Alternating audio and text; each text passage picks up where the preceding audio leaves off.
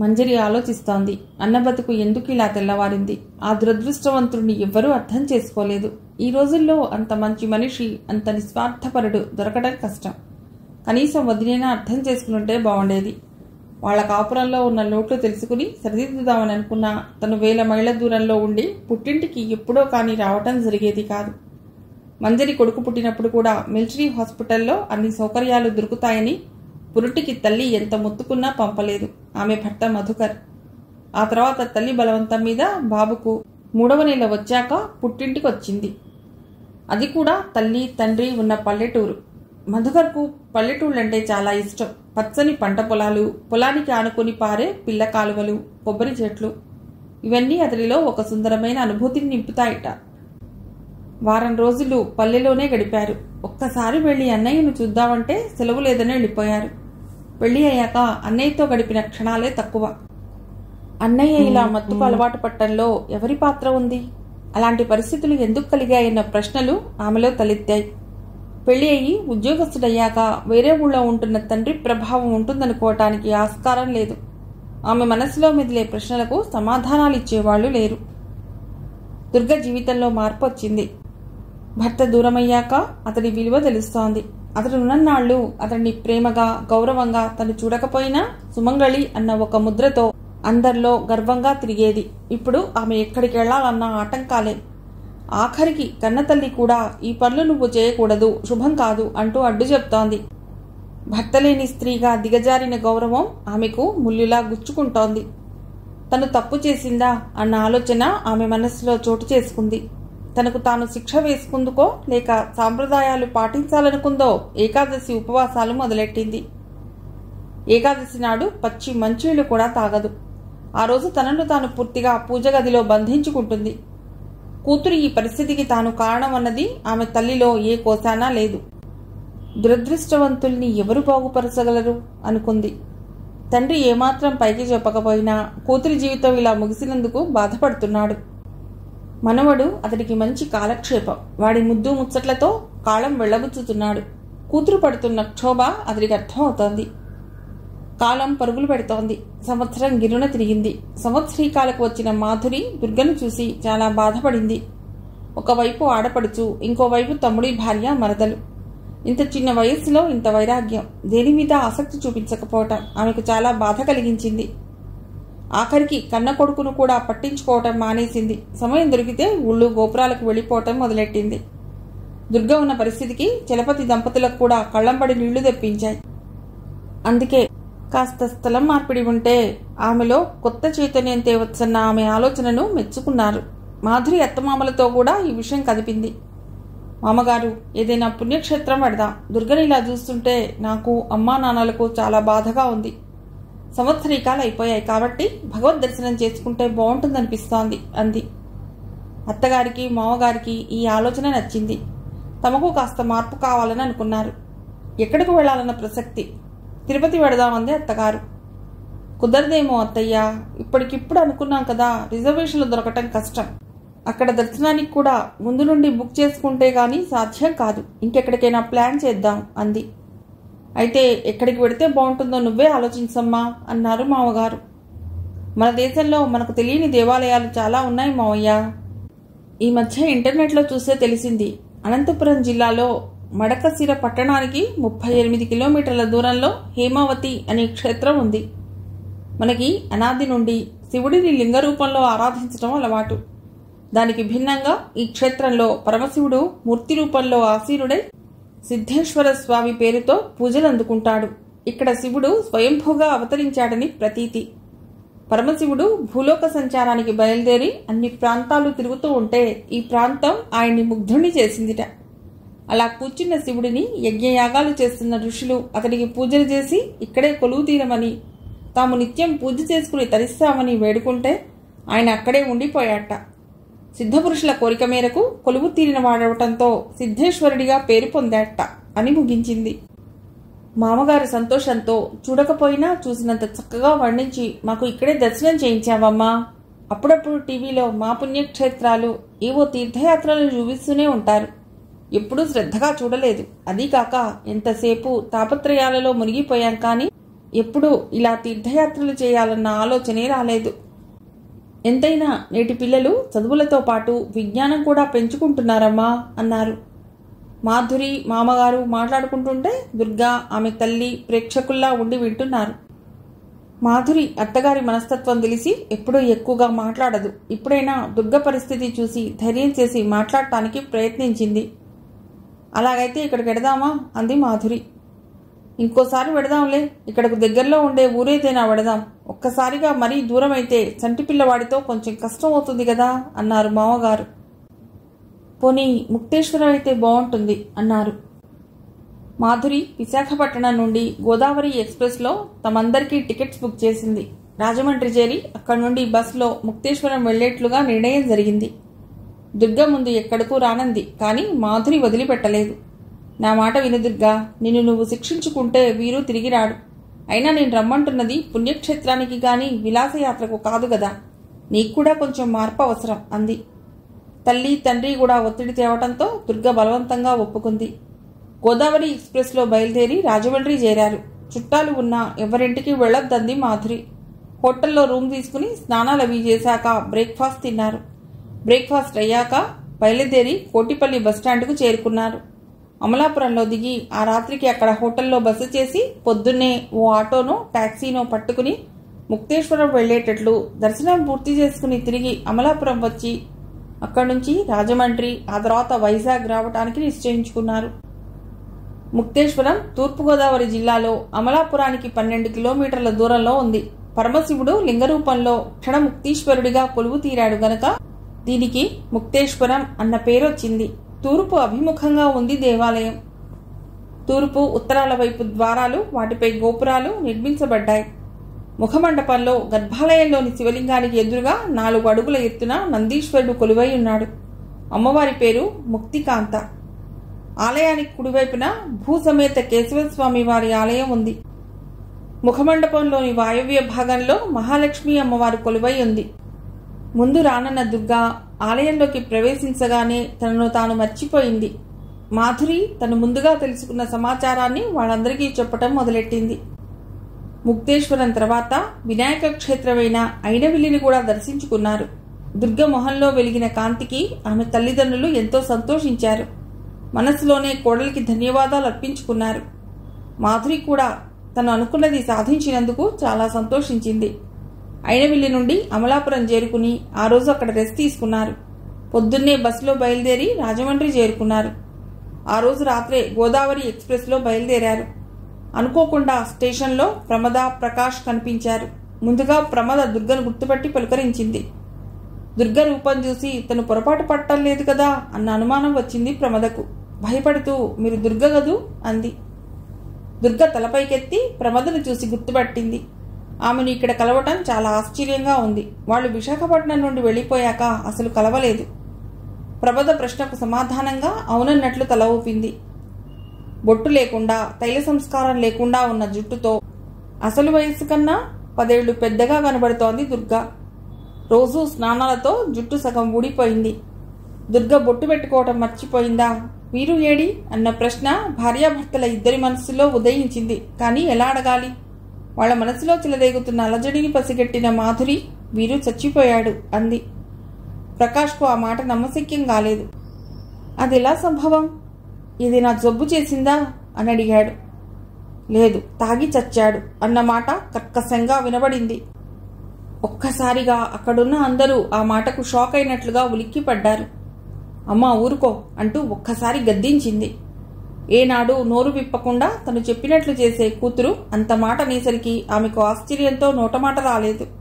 ఇంతలో ట్రైన్ రావటంతో ఎవరి భోగిల్లోకి వారు హడావుడిగా ఎక్కడానికి వెళ్ళిపోయారు. ప్రకాష్, ప్రమదలకు ఇది ఒక షాకింగ్ న్యూస్.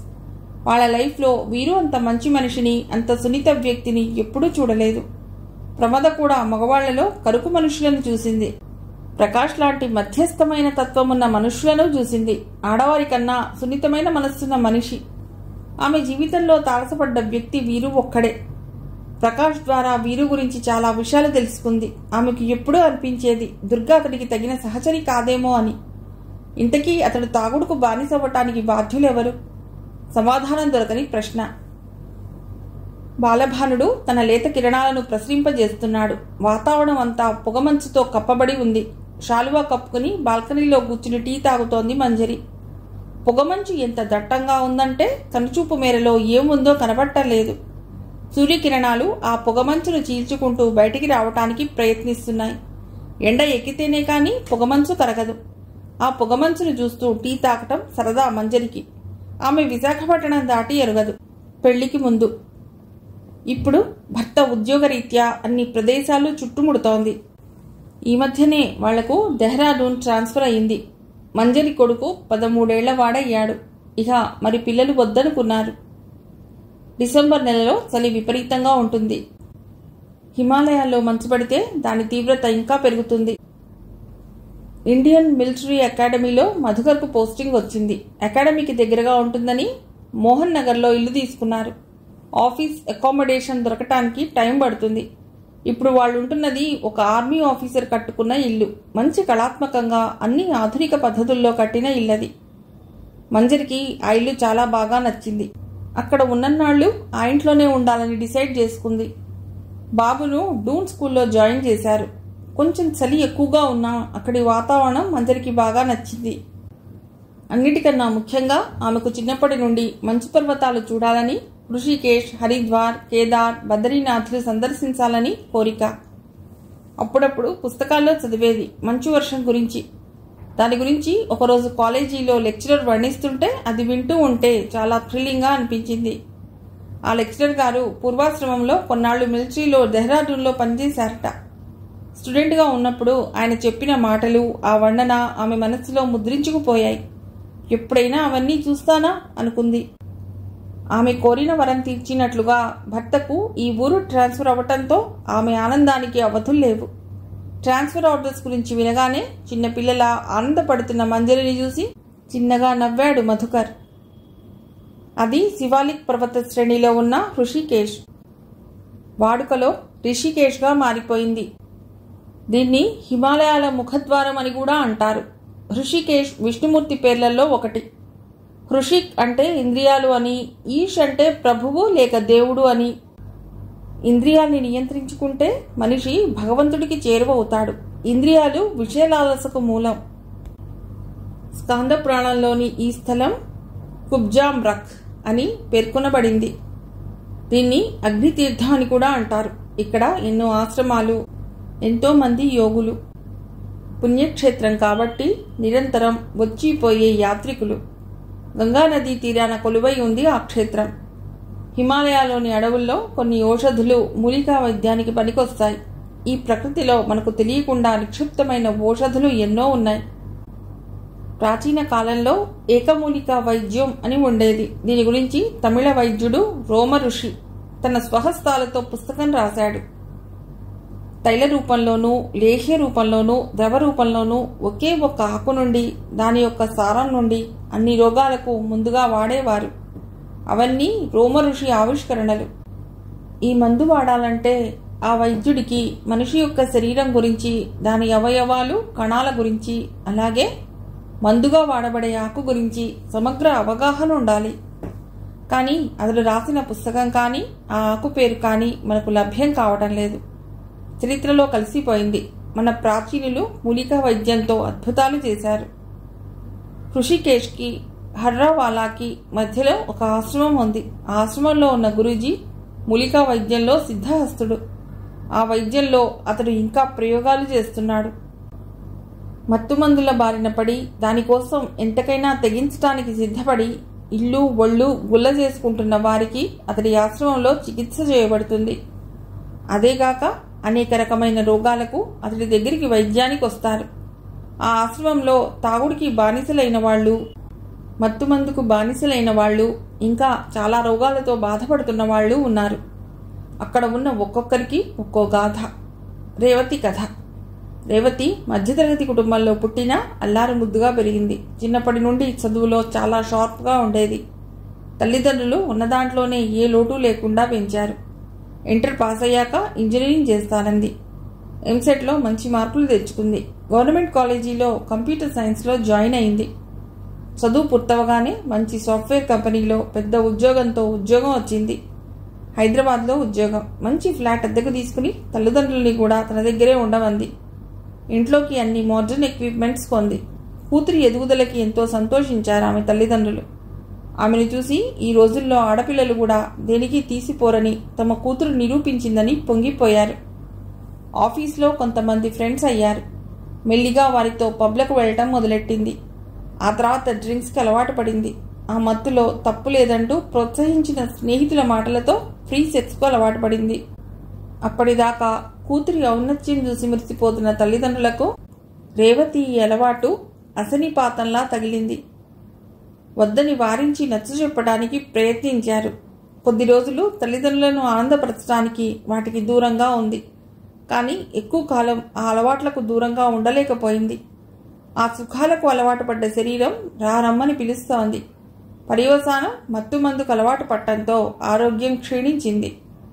ఒక్కరోజు మందు లేకపోతే ఆ వచ్చే పరిణామాలు ఆమె భరించలేకపోతోంది. ఉన్న ఉద్యోగం ఊడిపోయింది. ఆమె ఉద్యోగం ద్వారా వచ్చిన భోగాలన్నీ త్యజించి తిరిగి వాళ్ల ఊరు తీసుకెళ్లిపోయారు. కానీ డ్రగ్స్ కోసం ఆమె పడుతున్న తపన చూడటం తల్లిదండ్రుల శక్యం కావటం లేదు. అప్పుడప్పుడు వాంతులు, నరాలు, ఎముకల్లో నొప్పి భరించలేకపోతోంది. డ్రగ్స్ కోసం బలమైన కోరిక, అది లేకుండా ఉండలేనన్న ఫీలింగ్. ఎవరో చెప్పగా తల్లిదండ్రులు ఆమెను రీహాబిలిటేషన్ సెంటర్లో చేర్పించారు.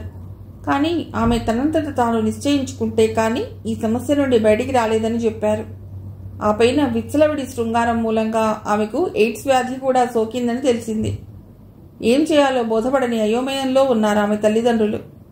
దేవుడు దయతలిచినట్లు రేవతి తండ్రికి దూరపు చుట్టమైన వ్యక్తి ఈ ఆశ్రమం గురించి చెప్పారు.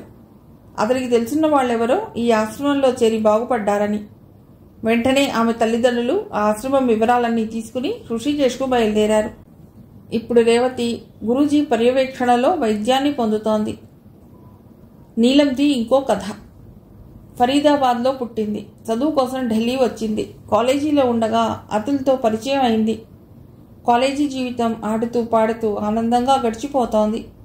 అతుల్తో పరిచయం చాలా తమాషాగా జరిగింది. ఫ్రెండ్స్ అందరూ కలిసి మూవీ ప్లాన్ చేశారు. ముందుగా టికెట్స్ కొనలేదు. తీరా హాల్కి వెళ్ళాక టికెట్స్ అయిపోయాయని తెలిసింది. అప్పటికే ఆమె పిన్నిని ఒప్పించడానికి చాలా కష్టపడవలసి వచ్చింది. మళ్ళీ రేపంటే ఒప్పుకోకపోవచ్చు. ఏం చెయ్యాలి అనుకుంటున్న పరిస్థితుల్లో అతుల్ తన దగ్గర టికెట్స్ ఉన్నాయని, ఫ్రెండ్స్ కోసం కొంటే వాళ్ళు రాలేదని చెప్పాడు. అలా టికెట్స్ తీసుకుని అనుకున్న మూవీ చూశారు. ఇంకో రోజు రెస్టారెంట్కి వెడితే అతడు కూడా అక్కడికి వచ్చాడు. అలా 1-2 సార్లు కలిశాక అతడంటే ఆకర్షణ మొదలైంది. కాలక్రమేణా సాన్నిహిత్యం పెరిగింది. ఒకరోజు సరదాగా ఉంటుందని ఎక్కడి నుంచో హెరాయిన్ తెచ్చాడు. కొద్దిగా రుచి చూడటం ప్రారంభించారు. శని, ఆది వారాల్లో కలుసుకుని ఆ రోజుల్లో మాత్రమే తీసుకోవాలని నిర్ణయించుకున్నారు. ఆ తర్వాత ఆ మత్తులో ఉన్న ఆనందం కోసం మిగిలిన రోజుల్లో కూడా తీసుకోవడం మొదలెట్టారు. ఆ మత్తులో ఇద్దరికీ శారీరక సంబంధం ఏర్పడింది. మత్తు మందుకు ఇద్దరూ బానిసలైపోయారు. డబ్బులు కావాలి, డబ్బు లేకపోతే మందు దొరకదు. ఆ మందు కోసం దొంగతనంగా డ్రగ్స్ అమ్మడం మొదలెట్టాడు అతుల్. ఇంతలో నీలంకు తను గర్భవతినని తెలిసింది. పెళ్లి కాని తల్లి. విషయం తెలిసిన తల్లిదండ్రులు అబోర్షన్ చేయించుకోమన్నారు. కానీ నీలం ఒప్పుకోలేదు. కడుపులో ఉన్న బిడ్డ మీద మమకారం ఆమెను కొన్నాళ్లు మత్తుమందు నుండి దూరంగా ఉంచింది. అది కూడా ఎక్కువ కాలం నిలవలేదు. బాబు పుట్టాక మళ్లీ దానికి బానిస అయ్యింది. డ్రగ్స్ డబ్బులు కావాలి, దానికోసం ఏమైనా చెయ్యాలి. అది కావాలన్న తపన ఆమెను నిలవనీయలేదు. తల్లిదండ్రులు ఎంతో ప్రయత్నించారు ఆమెను ఈ అలవాటు నుండి తప్పించడానికి. ఆమె తన చెయ్యి దాటిపోయిందని తెలిసాక ప్రాణం ఒప్పక బాబును తీసుకువెళ్లి పెంచడం మొదలెట్టారు. డ్రగ్స్ కోసం ఎంతకైనా తెగించడానికి తాపత్రయపడేది. ఒకసారి ఎవరి దగ్గరో చూసి వాడి చేతిలోంచి లాక్కునేందుకు ప్రయత్నించి వాడు ప్రతిఘటించి ఇవ్వలేదని పక్కనున్న కర్రతో వాడి తల మీద కొట్టింది. అదృష్టవశాత్తు వాడి ప్రాణం పోలేదు కాబట్టి 4 నెలలు జైలు శిక్షతో బయటికొచ్చింది. అప్పటిదాకా జీవితాన్ని సీరియస్గా తీసుకొని నీలం జీవితాన్ని ప్రేమించడం నేర్చుకుంది. తనకున్న అలవాటు నుండి బయటపడాలని నిశ్చయించుకుంది. ఈ గురూజీ గురించి తెలిసి ఈ ఆశ్రమానికి వచ్చింది. ఇప్పుడు ఆమెను చూసిన వారెవ్వరూ ఇంతకుముందు ఆమె మత్తుమందుకు బానిస అంటే ఎవ్వరూ నమ్మరు. శని, ఆది వారాల్లో ఋషికేశ్ వెళ్లాలని నిర్ణయించుకున్నారు మంజరి, మధుకర్. మధుకర్ ఈ మధ్యనే కారు కొన్నాడు. తమ కారులోనే ప్రయాణం అవుదామని నిర్ణయించుకున్నారు. తినడానికి ఏమైనా ప్యాక్ చేస్తానంటే వద్దన్నాడు మధుకర్.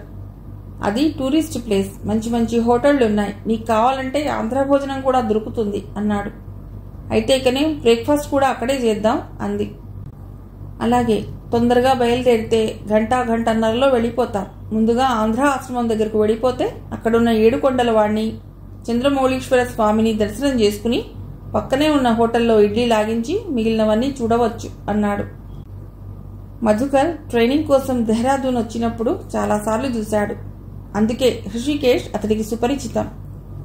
తెల్లారి 7 గంటలకల్లా బయలుదేరారు. మధ్యలో డోయివాలాలో ఆగి టీ తాగి మళ్లీ బయలుదేరారు. 9 కల్లా ఆంధ్ర ఆశ్రమం చేరుకున్నారు. కారు పార్క్ చేసి ఆశ్రమానికి ఆనుకుని ఉన్న వెంకటేశ్వర స్వామి ఆలయంలోకి ప్రవేశించారు. ఇంకా టూరిస్టు బస్సులు రాకపోవడంతో గుడి ఇంకా రష్గా లేదు. తిరుపతిలోలాగా తోపుడులు లేవు.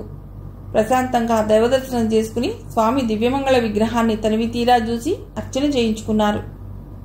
అక్కడి నుండి బయటపడి చంద్రమౌళీశ్వర స్వామి ఆలయానికి బయలుదేరారు. అక్కడ కూడా అర్చన ముగించుకుని పక్కనున్న హోటల్లో ఇడ్లీ ఆర్డర్ చేసి కూర్చున్నారు. చలి కొంచెం తగ్గుముఖం పట్టడంతో వేసుకున్న స్వెటర్లు తీసివేశారు. ఇవన్నీ కారులో పడవేద్దాం, ఎందుకు మోత అంది మంజరి కొడుకు మోహిత్. నేను స్వెటర్ తీసేస్తాను, కానీ జాకెట్ ఉంచుకుంటాను, మధ్యలో చలి వేస్తే అన్నాడు.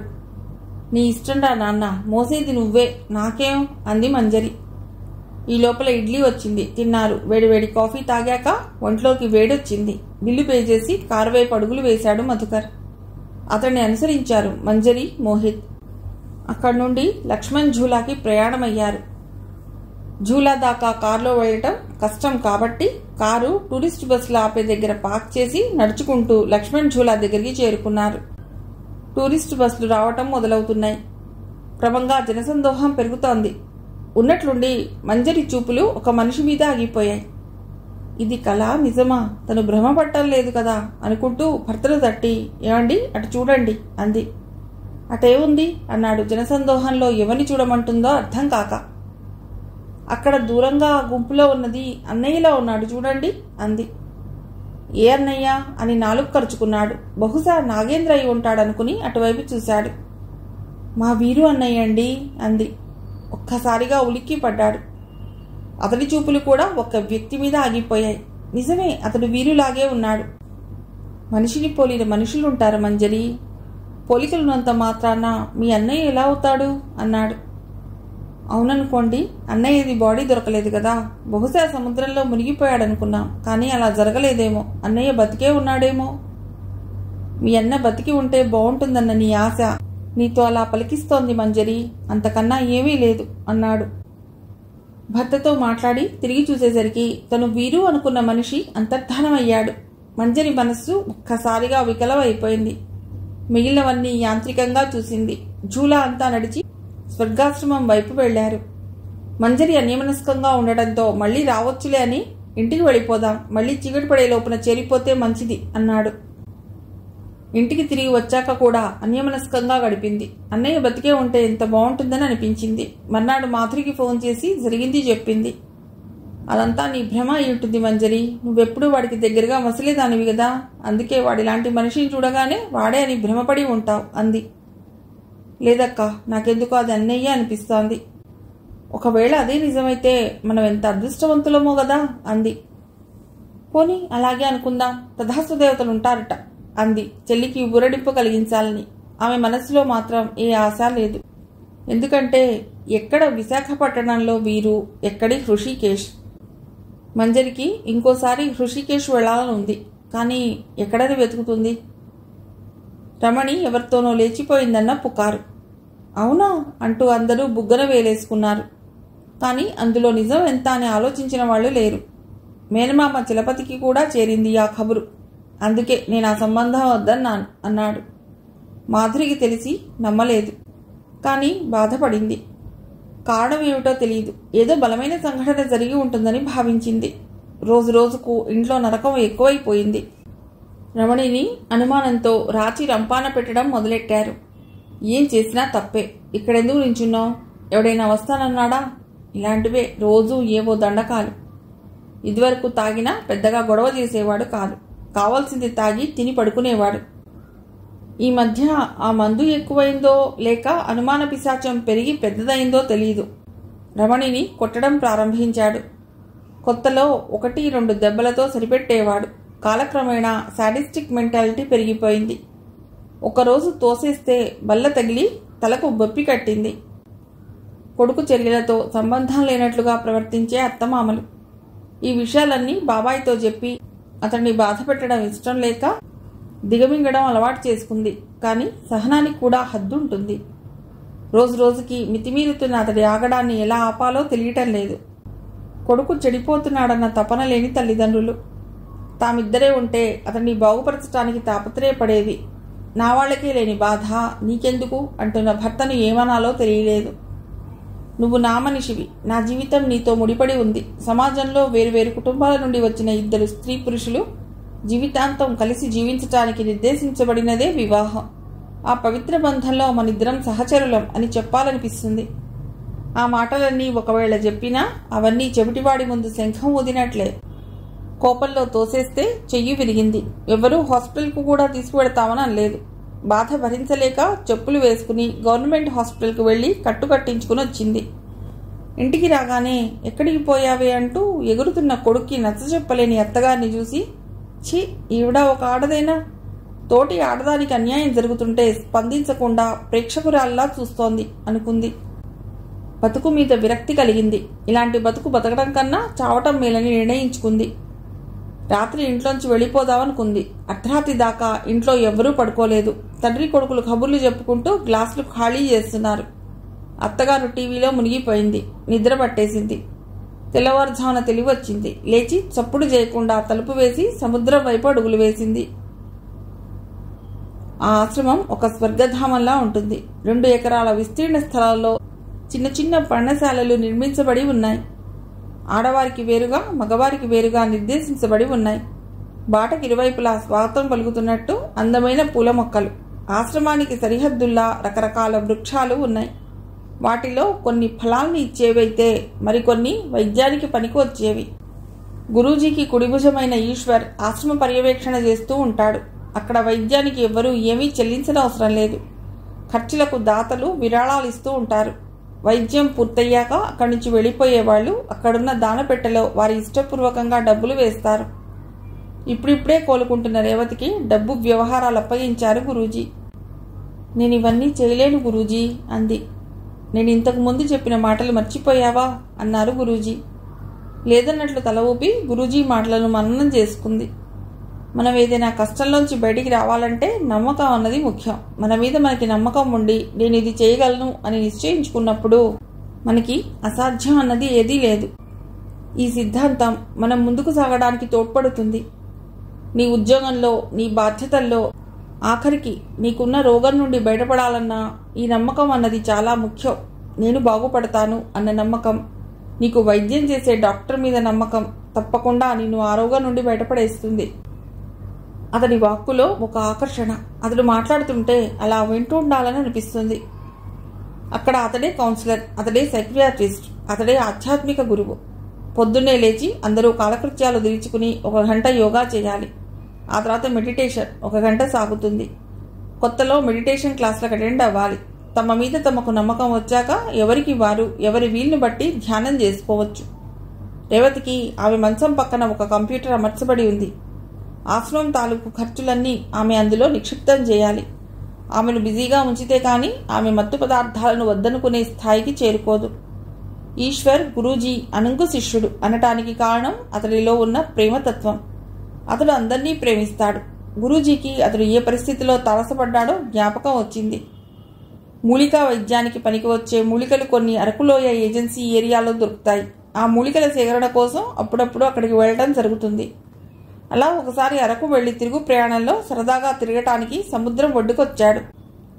ఒడ్డున తిరుగుతుండగా ఇసుకలో కూర్చుని చెమటలు పడుతూ వణుకుతున్న ఒక వ్యక్తి అతనికి తారసపడ్డాడు. అతడి దగ్గరికి వెళ్లి అతని నాడీ చూశాడు. అప్పటికే ఇలాంటి వాళ్లకు వైద్యం చేసిన గురూజీ ఆ మనిషి యొక్క స్థితిని వెంటనే గ్రహించారు. ప్రస్తుతం అతడున్న స్థితిలో కదలటం అంటే కష్టమే. అలవాటైన డ్రగ్ దొరక్క నరాలు, ఎముకలు నెప్పిబుట్టి బాధపడుతున్నాడు. ముందుగా అతడి షర్ట్ విప్పివేశాడు, గాలి ఆడటానికి వీలుగా. ఆ తర్వాత తన సంచిలోంచి ఒక చూర్ణం తీసి అతడి నోట్లో వేసి కొంచెం నీళ్లు పోశాడు. ఆ మందుతో అతడికి ఉపశమనం కలిగింది. గురూజీ ఇచ్చిన మూలికా చూర్ణంతో అతడికి మందు లేక వచ్చిన అవస్థ నుండి బయటపడినట్లు ఇప్పుడు మనసు కాస్త ప్రశాంతంగా ఉంది. నువ్వెవరు?